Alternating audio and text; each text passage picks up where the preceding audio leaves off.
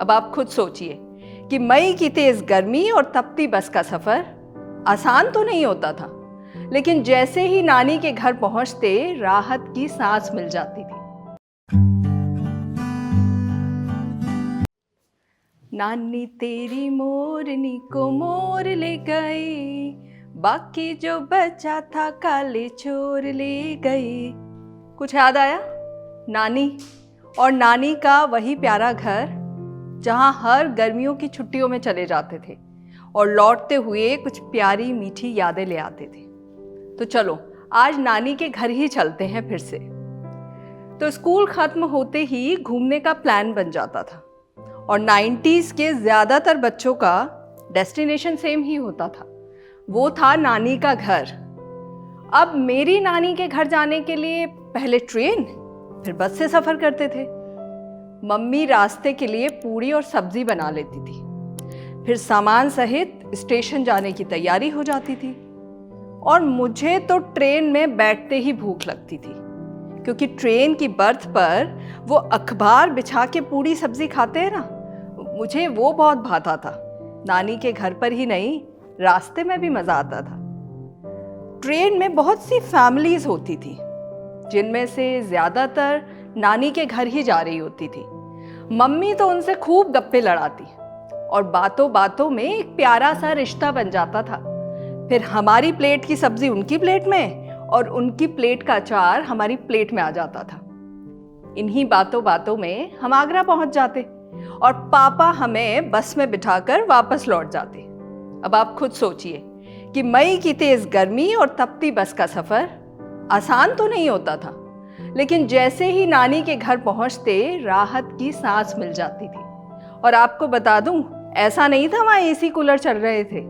ये तो 90s का उत्तर प्रदेश था, जहाँ लाइट कभी कभार ही आती थी, लेकिन फिर भी नानी के घर पहुंच के सुकून मिल जाता था, क्योंकि वहाँ आंखें बिछाए हमारा इंतजार जो होता था। पर नाना जी हमसे ज्यादा बात नहीं करते थे, लेकिन बच्चों की टोली का इंतजार शायद वो भी करते थे, क्योंकि जैसे ही स्कूल खत्म होता कब आ रही है, ये मम्मी से फोन करके वही पूछा करते थे। हर रोज सारे बच्चों को मंदिर ले जाते और उसके पास वाली दुकान से संतरे वाली टॉफी दिलाते। अपने पास मीठी खील और बिस्किट के डब्बे भी रखते थे, जो लाइन बना के सारे बच्चों को देते थे। पर कुछ शैतान फिर से लाइन में लग जाते थे, जो पकड़ आने पर नाना जी से डांट भी खाते थे।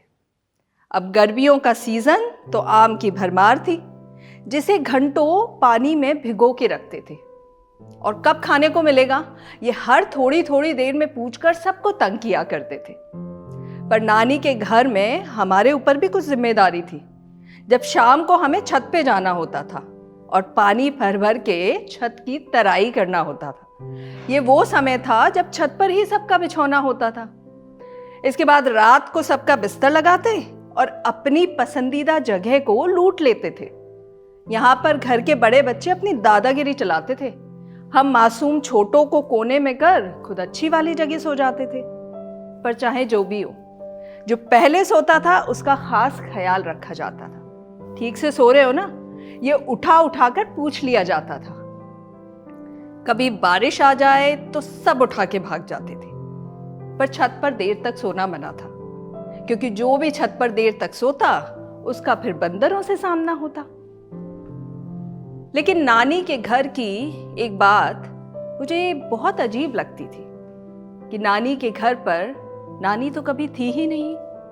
हमारे होश संभालने से बहुत पहले से नहीं थी, लेकिन नानी के घर के नाम पर आज भी वो लोग रिश्ता निभाते हैं जो बिना क्रेडिट लिए ही हम पर प्यार लुटाते। और ये वो लोग हैं जिनके पास हमारी हर समस्या के समाधान भी मिल जाते हैं। मुझे तो कभी कभी डोरेमोन से लगते हैं, जो हर प्रॉब्लम के लिए अपने पास एक गैजेट रखते हैं। तभी तो जब कोविड में ठीक से प्राणायाम नहीं आया तो वीडियो बना के भेज दिया था, और पेट दर्द हुआ तो कॉल पर ही ठीक कर दिया था। ये वो लोग हैं जो ये नहीं पूछते कि हम क्या कमाते हैं, पर ये जरूर पूछते हैं कि हम वक्त पर खाना तो खाते हैं। और अभी कुछ दिन पहले मैं वहां गई थी। वहां की गलियां वो जो पुरानी सारी बातें बता रही थी, वो मंदिर के पास वाली दुकान, संतरे की गोली याद दिला रही थी, वो टन वाली कुल्फी, वो तीखी पत्ते वाली चाट खाने का बहुत मन कर रहा था। एक बार फिर छत पर बिस्तर बिछाकर सो जाने का मन कर रहा था। पर क्या है ना, अब गर्मियां तो आती हैं और छुट्टियां भी, पर हमारे हिस्से अब वो नानी के घर वाली गर्मियों की छुट्टियां नहीं आ पाती।